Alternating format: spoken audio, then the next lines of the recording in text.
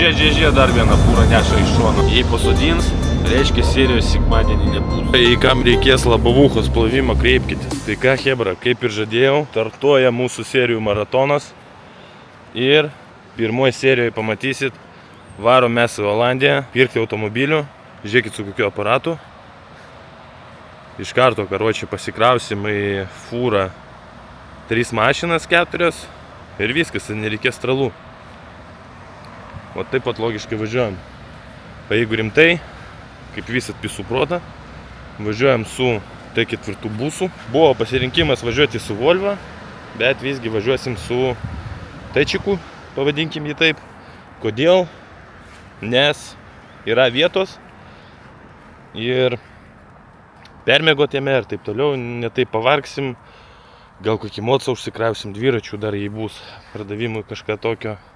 Parvešim tai, ką galima vežti per sieną, o toliau bus matyti. Eigoje papasakosiu, kodėl automobiliai iš Olandijos, o ne iš kokios Danijos arba Italijos, Prancūzijos ir taip toliau. Kiek mums užtruko laiko davažiuoti iki Olandijos, kokios buvo išlaidos.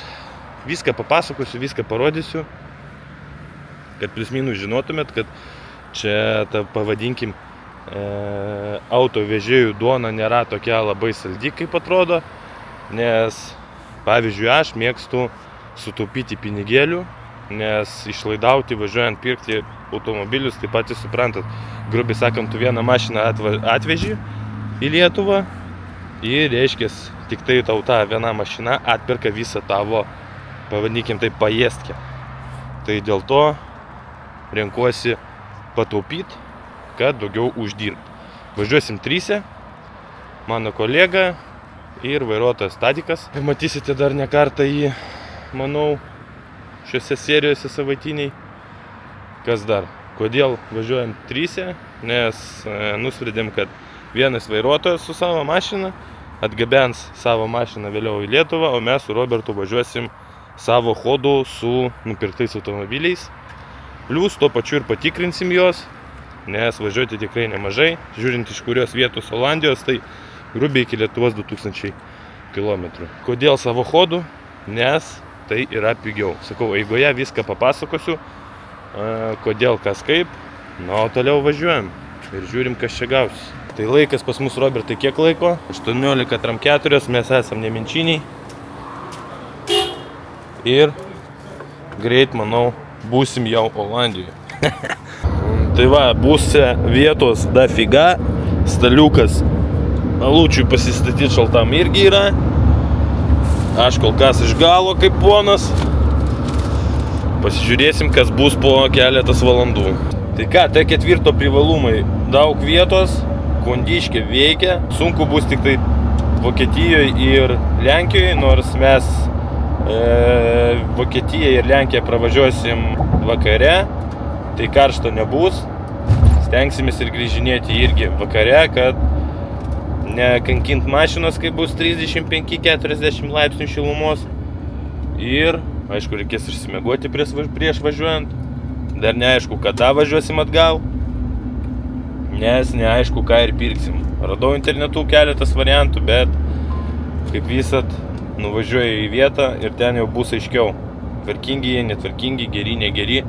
Dabar pakeliui dar užlėksim į Lidlą, pasiimsim vandens, kažkokio nors dar brūdo, užkasti ką nors ir viskas, judėsim į Lenkiją. Reikia dar paskambinti tėvukui, pasakyti, kad mes jau pradedam judėjimą, nes jie irgi grįžinėja iš užsienio su automobiliu. Reikia pasiimti su savim diagnostiką, įrankių komplektą. Ir viskas. Ir toliau jau, manau, stosim tik tai prie Lenkijos sienos. Arba nestosim iš vis. Žiūrėsim, kaip čia bus. Šiandien po darbo net veidas apdegęs. Nu, nesmė. Kol važiuojam, yra laiko, papasakosiu, kodėl verta pasirinkti automobilius iš užsienio. Sekančiose serijose dar pamatysite, sulyginsim automobilių būklės. Iš kur geriausia rinktis tos automobilius, ta prasme, iš kurios šalies. Mano nuomonė, kodėl mes ir važiuojam į Olandiją pirkti tos automobilius ir kodėl automobiliai yra gerai iš Olandijos. Pirmas dalykas. Geras aptarnavimas. Visą laiką praktiškai visi automobiliai pas juos aptarnaujami yra oficialuose. Tai pas dilerius, ne kažkokiuose ten garažiukuose ir taip toliau. Sekantis dalykas. Automobiliai visą laiką važinėja asfaltu. Ten žvyrkelių, galima sakyti, nėra. Trečias dalykas. Nėra stiprių žiemų. Ta prasme, ten praktiškai net sniego nėra, tai jokių druskų ir taip toliau nėra. Automobiliai nesupuvę, dugnai gražus, važiuoklės detalės gražios. Aišku, ne ant tiek labai geros kaip Italijoje, bet kaip pavyzdys Italijoje irgi yra visokie savo niuansai, tai tokie kaip skendusieji automobiliai ir po krušos. Tai irgi ten lygina, šmygina ten juos ir taip toliau. Tai iš kiekvienos šalies šiaip yra savo pliusai ir savo minusai, bet man Olandija patinka tom, kad jeigu automobiliai ir važinėti, tai važinėti autobanais. Aišku, kaip ir visur, Olandijoje didelės rytos. Bet mes tengiamės ieškoti automobilių, kad būtų rida bent jau iki 300 000. Kainas pamatysite jau, manau, sekančioje serijoje. Sekantį seriją jau bus, kai mes būsim pačioj Olandijoje. Ši serija bus apie tokį apsipizdėlinimą, kiek kas ryja, kiek išeina laiko ir taip toliau. Dabar pas mus jau 8 valanda, mes praktiškai jau prie kalno esam. Kodėl užtrukom? Nes buvom sustoję pasiimti diagnostiką, pas tėvuką ir buvom dar užrėkę į Lidlą pasiimti vandens. Tai va, važiuojate užsienį, galite su savimi vežti grinais pinigais tik 10 000. Visą kitą reikia deklaruoti. Kodėl taip yra padaryti? Nes užsienį visa šita nesąmonė yra ten su narkotikais ir taip toliau, taip jie veža nelegalius visokius tos daiktus ir taip toliau, dėl to yra padaryta iki 10 000. Mes vežam ir grinus, ir pavedimais, nes visų pinigų iš Lietuvos išvežti negalim. Ką pirksim? Nežinau, kas pasitaikys. Šiaip būtų gerai nupirkti porą brangesnių gal mašinų ir iš karto grįžti į Lietuvą, kad nesėdėti ten porą dienų. O kaip bus žiūrėsim. Didelis minusas, kad kai praeitą kartą mes buvo žiema, ten buvo vėsų maloniai.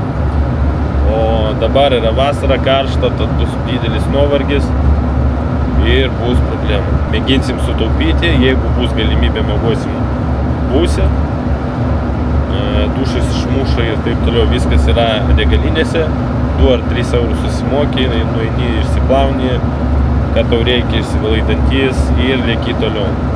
Sekantis dalykas, kodėl būsė. Esam 3, tai viena naktis 100 PM, jeigu gyvent normaliai. Tai žiūrėsim pagal praktiką, nežinau, nes praeitą kartą gyvenom pas pažįstamą ir pinigų nedaug išleidom, bet šį kartą, kaip sakoma, nepysim žmonėm proto ir gyvensim kaip mongolai, portugalai, hujanai ir taip toliau. Karočią žiūrėsim. Manau, gyvensim būsą.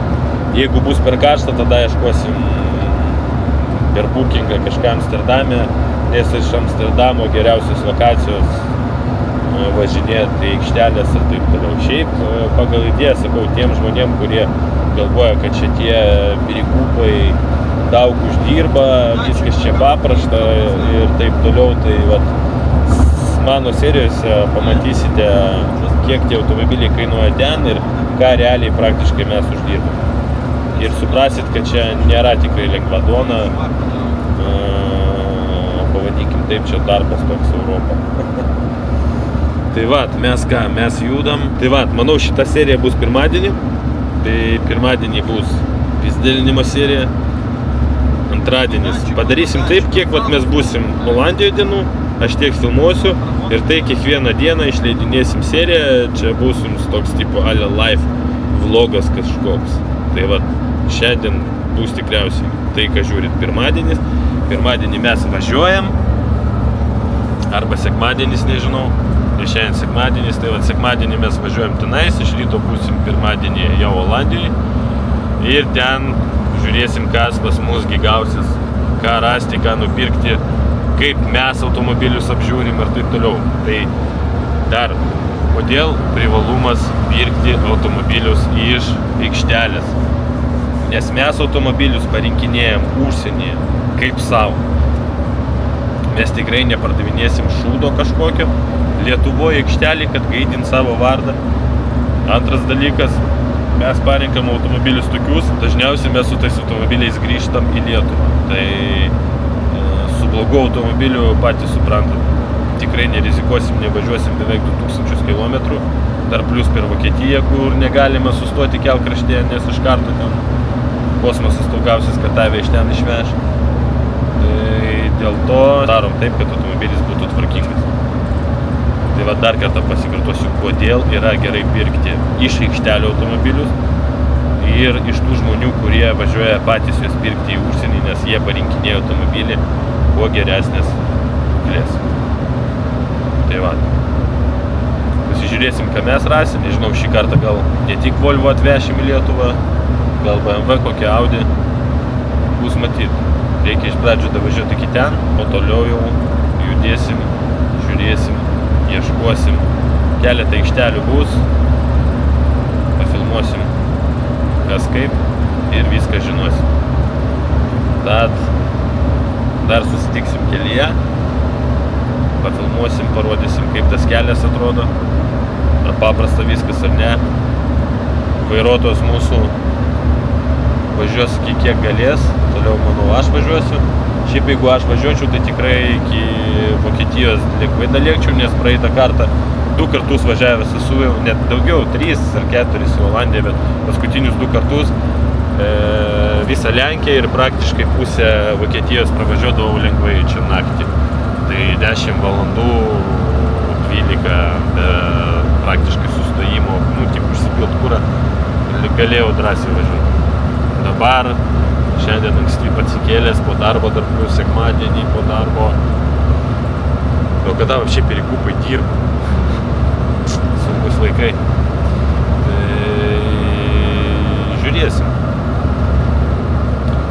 Stengsimės atgal važiuodami pailsėti prieš išvažiuojant, nes praeitą kartą, kai pravažiavom visą Vokietiją su Robertu ir man jau Lenkijoje vaidenosi, kad pasi kapotai atsidaro, stirnos kažkokios iššokinėja ant kelio ir taip toliau, tai geriau pailsėti ir važiuoti normaliai, nei važiuoti taip. Ką dar stengsimės, kad automobiliuose veiktų ieškoti tik tai kondicionierius, nes dabar Vokietijoje, Olandijoje ten šilumos bus apie 35, o visą kelią važiuoti su atidarytų langų, tai čia bus geras questas. Tai va, pasižiūrėsim, gal kokių dovanėlių žiūrovams iš Olandijos atvešiu. Legalių, nesąmonėm neužsiminėjom. Tai kol kas susitiksim, manau, prie Lenkijos sienos. Nu ką, pasažyrai? A ką čia darai, Robertėlė? Automobilių ieškai, ne? Žiūrim. Maladėts. Robertas kaip visat. Ne kad žiūrėt pigias mašinas, žiūri M3, M5, M4. Tas jaunimas nesupranta, dar jaunas yra, jaunas. Nu tai ką, 21 valanda, mes jau prie Lenkijos sienos. Kaip ten pizdėlino, kad labai daug žmonių čia, eilės ir taip toliau, nieko čia nėra, įprastas važiavimas, kaip ir visą laiką buvo. Jokių čia žmonių, jokių furistų, eilių nėra, į Europą įvažiavimas paprastas. O dabar klausimas, mūsų stabdys ar ne? Tikėkimės, kad ne. Nes vežam vieną nelegalą. Norinti patekti į Europą. Gerai, kad pasą nepamiršau paimti. Tai va, žiūrėsim, kas čia bus.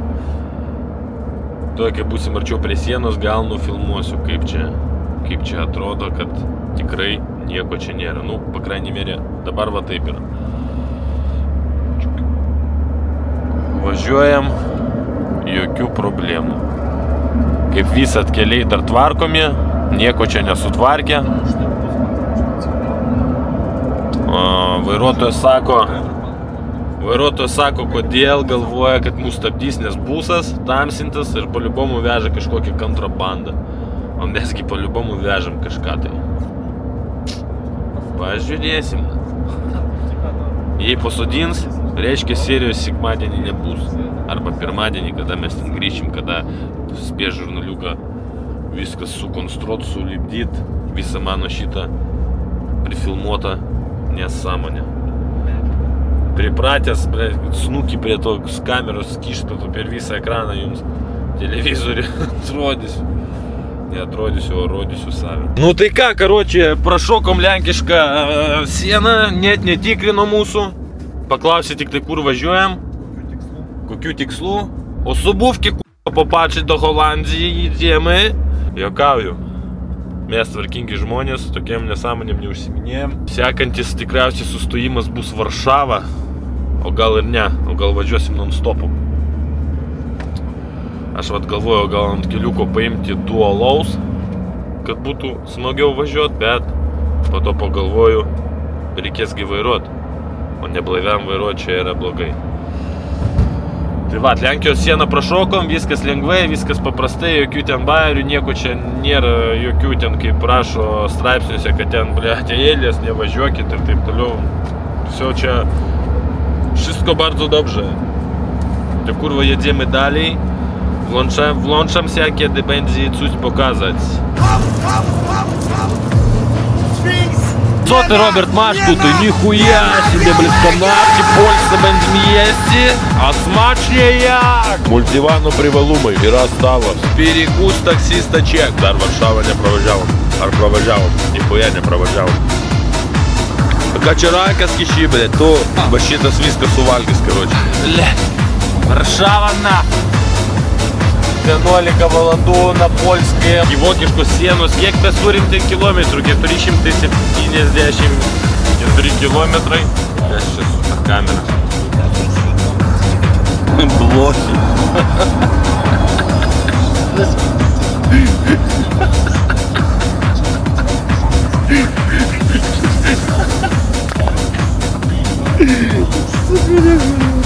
Sulaužė kamerą, na. Я малышки польские. Смотрите, на какой мы тачке. Vadila faras plauna ir gazuojam toliau. Tai ką, blėt, pirmas sustojimas. Prasičiūchint biškį ir važiuot toliau. Tai nueisim, soliaras nupilsim ir lieksim. Laikas pas mūsų 02:37 iki Vokietijos sienos liko 100 kilometrų. Jau, karočią, baiginėjęs ir kūras, kas ir aš dar švis mėgujau. A kiek su kūru jau pravažiavom su pilnu baku? 915 kilų su pilnu baku. O žiūrė, dar vieną fūrą neša iš šono. Žinot, kodėl? Iš juostų, va taip pat tiesiog į tavo juostą. Mato tave, pofik, kad tu važiuoji vis tiek pas Lenkę, prispaudinėja, pofik. Nuvažiuojam nuo kelio dabar, užsipilam kūro, nes automagistraliai kūras brangesnis, įpilam pilnai kūro ir judam toliau. Mi amore. Apie 30 eurų lenkiška mokama trasana gavosi. Tai ką mes turim? Kūras po kiek? Kūras po €37. Tai ganėtinai nebrangu. Pilam į baką, užhujerinam dar 2 kanistras po 30 litrų. Kiekimės vokiečių pasienį, mums už tai proto nepys. Bakas būsė 100 litrų, tai manau, paėmus dar ir kanistras Olandijoje pavažinėt ir atgal iki Lenkijos. Atgal iki Lenkijos neužteks, bet Olandiją visą atvažinėti ir taip toliau užteks, nes Olandijoje, kiek atsimenu, buvo, kai praeitą kartą buvom €8 kūras. Kiek dabar neaišku. Važiuoja taičikas maloniai. Net spėjau kažkiek pakimarint, nes glimai keisiu vairuotoją ir vairuosiu jau po to aš. Hebra, jei kam reikės labavuchos plovimo, kreipkitės. Papitakėlį galiu plauti. Nu dar ir žibintus nuploviau. Pilna komplektą. špitakėlį, jei kam reikės, kol esam čia Lenkijoje, ne Lenkijoje, o pakeliui kažkur skambinkit, išplausiu. Nes reikia kiekvieną pinigėlį nuo žemės pakelt, kitaip nieko gyvenime nepasieksit, patikėkit manim. Vokietija jau. Ribeta, fūrų bėlė kiek, Soliaros niekas neturi, GPS, nebe tie laikai. Vokietija, bet dar patį pasienį nepraėjom. Paliubomu sustabdys, praeitą kartą, kai važiavom su Robertu, sustabdė, kratė. Dokumentus ieškojo ten ir taip toliau. O, lietuvis iš šono. Все, Vokietijos pasienis praeitas. Liko Vokietiją pravažiuoti ir jau Olandija bus. Nu ką, Normantėlis už vairoma. Iki pirmiausio taško aikštelės važiuoti mums va tiek. Štuka km pravažiuota jau. Mažai jau ir beliko. Iki Palangos ir atgal.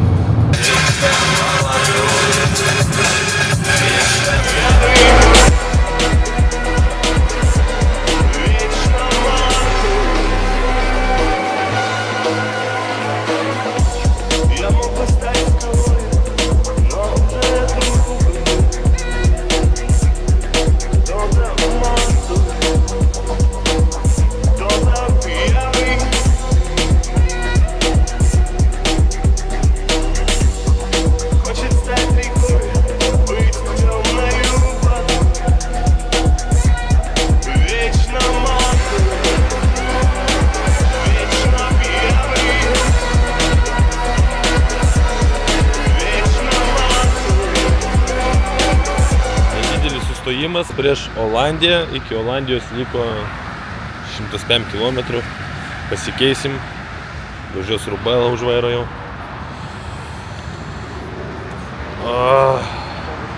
Šiknos nejaučiu, bet normaliai, mes vyrai, mes neverkiam. Reikia nueit kur nors pamyšti ir galima važiuoti toliau. Tai ką, buvau biškį užkimarinės, tai nespėjau net nufilmuoti, kaip važiavome į Olandiją, jau Olandijoje. Laikas pas mus 11:30, 12:13 būsim mums reikiamų adresų ir papizduojam žiūrėti automobilius. Reikės gal snukį nusiplauti, kad atrodyt prezentabiliai ir kad gautųsi normaliai paderinti kainos. Tai va, tikriausiai įsijungsim jau iš ten. Kaip būna, kai atvažiuoji paskutinį mėnesį vasaros, karočią, kai atvažiuoji ir atvažiuoji, pabučiuoji vartus. O kodėl? Nes pas žmonės atostogos iki 6 dienos. Važiuojam toliau. Va tokia va šlepa gavosi. Hebra, iš Niderlandų bus 3 serijos. Tai pirma, kurią šiandien žiūrit, trečiadienį bus antra serija ir kitą sekmadienį finalinė. Ką mesgi nupirkom ir kaip mes važiavome iki Lietuvos.